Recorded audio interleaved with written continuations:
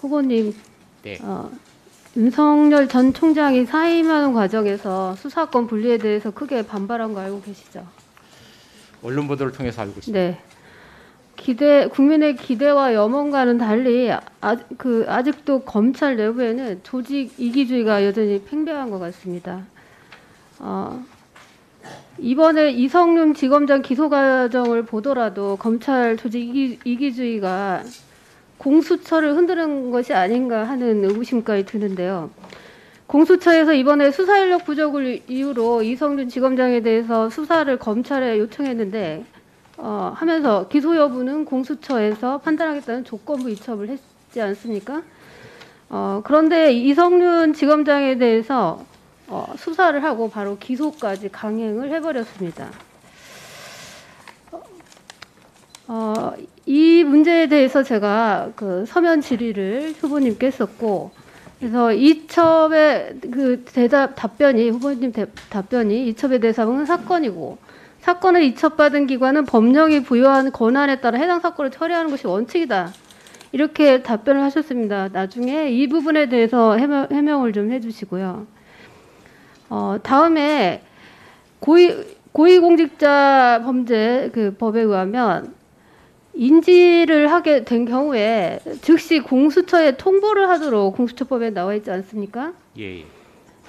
그런데 최근에 모 언론사 단독 보도에 의하면 대검에서는 검사 비위를 발견하더라도 공수처로 넘기는 것이 부적절한 경우 검찰총장 보고 후에 이첩을 미룰 수도 있다. 이렇게 하고 있다는 거고, 혹은 인지서 작성을 하고 나서 그러니까 인지라는 뜻을 인지서 작성을 하게 된 경우에 인지다라고 본다는 거예요. 그런데 그 범죄 인지라는 거는 실질적 개념이고, 이게 범죄 인지서 작성은 행정 편의를 위한 거고, 그래서 인지서 작성 안 했더라도 혐의를 알게 되면 바로 이게 인지한 것이다. 이게 대부분 판례입니다.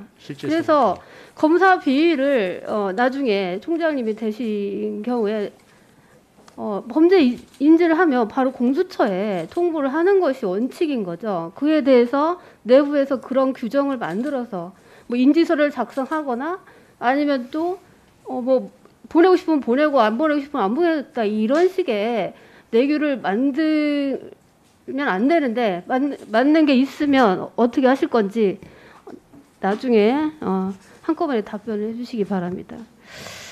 그리고 검사가 이제 제가 지금부터 드리는 질문은 수사권 기소권이 분리되지 않은 상태에서 검사의 인지 수사가 어떤 악영향들을 미치고 있는지를 질문 드리겠습니다. 검사가 기소를 전제로 인지 표적 수사를 하면 유죄 확증 평양이 생깁니다. 이게 뭐냐면 기소를 위해서 유죄 증거들만 억지 논리로 짜맞추고 유죄 확증에 반하는 증거는 배제를 하는 경향이 있는 거죠. 그래서 유죄 증거가 충분히 안 나오면 무리하게 영장 청구를 하고 저인망식 별건 수사를 해서 피의자를 정말 탈탈 터는 거죠. 올해 기준으로 검찰 인지 사건은 일반 사건 무죄율과 비교했을 때 무려 5.7배나 무죄율이 높았어요. 검찰 인지 사건 무죄율이 이렇게 높다는 게 애초부터 검찰 수사 기소가 무리하게 진행됐다는 사실을 보여주는 것입니다. 그리고 이런 예는 여러 가지가 있습니다. 그 다음에 올해 기준으로 해서 검찰과 사법경찰 영장 기각률을 비교해 보겠습니다. 사법경찰이 신청한 압수수색 영장 기각률은 0.9%예요. 근데 검찰이 인지수사로 청구한 압수수색 영장 기각률은 6.6%나 됩니다. 무려 7.3배나 높아요. 이것도 바로 검찰이 기소를 위해서 영장 청구권을 무분별하게 남발하고 있다는 거죠. 그리고 최근 5년간 검사에 대한 검찰 사건 처리 현황을 보면 검사에 대한 검찰의 불기소율이 무려 99%에 달합니다. 그런데 비슷한 기간에 검찰의 전체 사건 불기소율은 57%예요. 이게 얼마나 제 식구 감싸기에 를 말해주는 너무너무 전형적인 정말 국민들께 부끄러운 일이 아니겠습니까? 어? 후보자님 저번에 2019년도 국정감사 때 아주 의미 있는 말씀을 하셨습니다. 그때 법무부 차관이셨죠? 경찰의 수사 결과는 검찰 단계에서 한번 거르니까 기소 여부나 영장 청구 여부를 결정하기 때문에 걸러서 그런 걸 결정하니까 수치가 낮게 나온다. 근데 검찰은 수사하고 기소를 내부적으로 다 하게 되니까 경찰처럼 한번 거르는 절차가 없어서 영장 기각률이 더 높게 나오는 것 같다. 제도적으로 어떻게 보완할지 고민을 해야 되겠다. 이렇게 말씀하셨습니다. 맞죠? 예, 제가 그렇게 말한 것 같습니다. 네.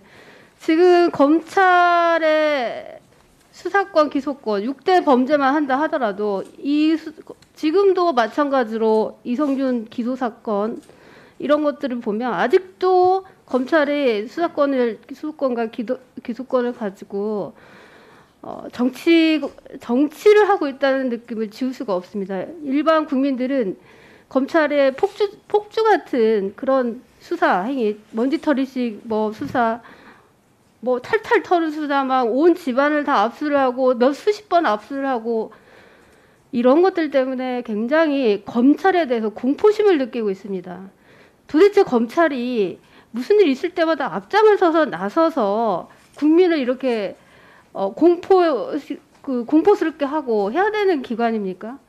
저는 검찰은 정말이지 제일 뒤에서 절제력 있게 공권력, 공정하게 공의 권력을 행사해야 된다고 봅니다. 그래서 이 부분에 대해서 나중에 총장이 되시면 어떻게 하실 건지 그리고 아까 말씀드린 대로 네, 1분 더 드리겠습니다. 수사권과 기소권을 분리하지 않고서는 저는 이 문제를 해결할 수 없다고 봅니다. 지금까지 국민이 검찰을 지금까지 믿어줬지만 스스로 개혁을 해내지 못했습니다. 그래서 이제는 검찰 수사권과 기소권을 정말 분리를 해야 된다고 보고 우리 국회의원들이 그 법안 마련을 위해서 지금까지 노력을 했습니다. 그러니까 이 부분까지 해서 후보자님께서 답변을 해주시기 바랍니다. 예, 말씀을 많이 해주셔서 조금 길게 답변할 수도 있습니다. 이첩과 소위 유보부 이첩 공수처와 관련해서 여러 가지 이렇게 좀 있는데요. 이게 우리나라 형사법 체계라고 하는 게 있습니다. 이첩이라는 게 새로이 들어온 게 아니고 여태까지 있던 제도를 활용하는 것이라서 지금 공수처에서 말씀하시는 내용이 조금 그 체계하고 안 맞는 부분이 있습니다. 사건이 넘어갔는데 권한은 갖고 있겠다. 이게 하여튼 그거는 입법적으로 정리하든지 저희들이 소통을 해서 앞으로 제가 총장으로 가게 된다면 해결 방안을 찾아보겠습니다. 다만 공수처가 여러 가지 인력 부분이나 이런 걸로 해서 모든 걸 다 하기는 좀 쉽지 않은 측면이 있는 것 같아요. 두 번째,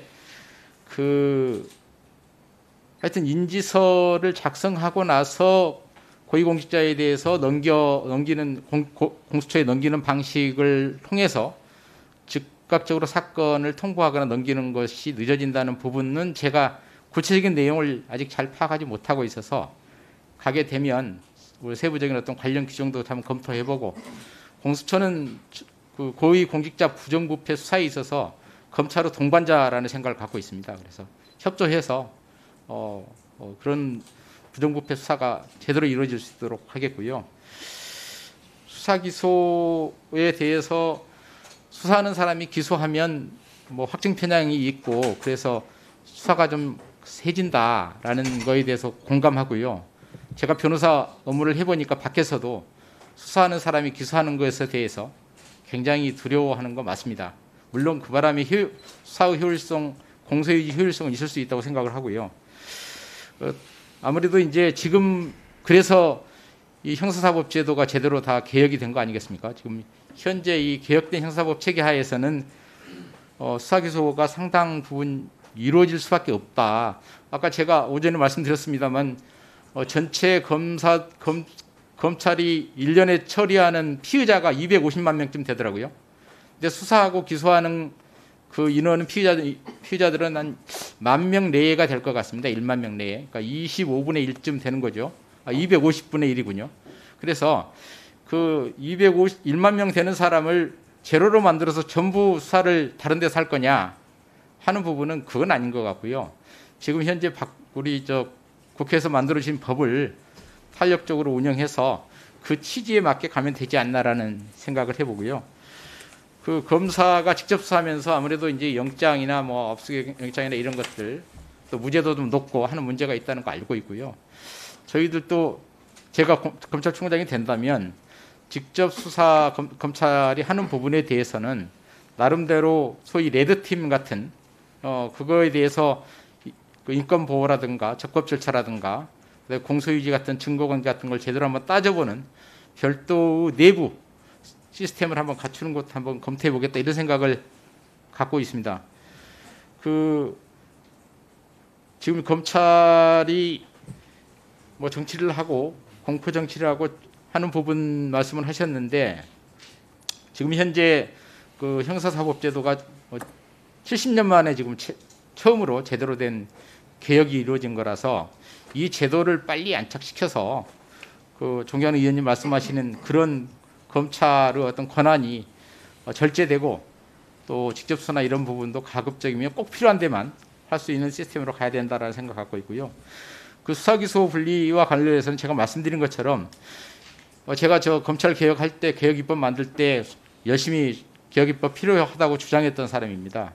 그래서 일단 만들어 놓은 이 개혁 입법들을 제대로 한번 시행해보고 궁극적인 방향으로 수사 기소가 분리되는 방향으로 가야 된다라는 부분에 대해서는 제가 어떻게 그때도 그런 주장을 했는데 부인할 수 있겠습니까만 지금 저는 국회에서 만들어 주신 이 개혁 입법들을 형사법 제도를 한번 제대로 안착시켜서 국민들을 위해서 꼭 제대로 운영되는 것을 만들고 싶다 이게 더 급합니다.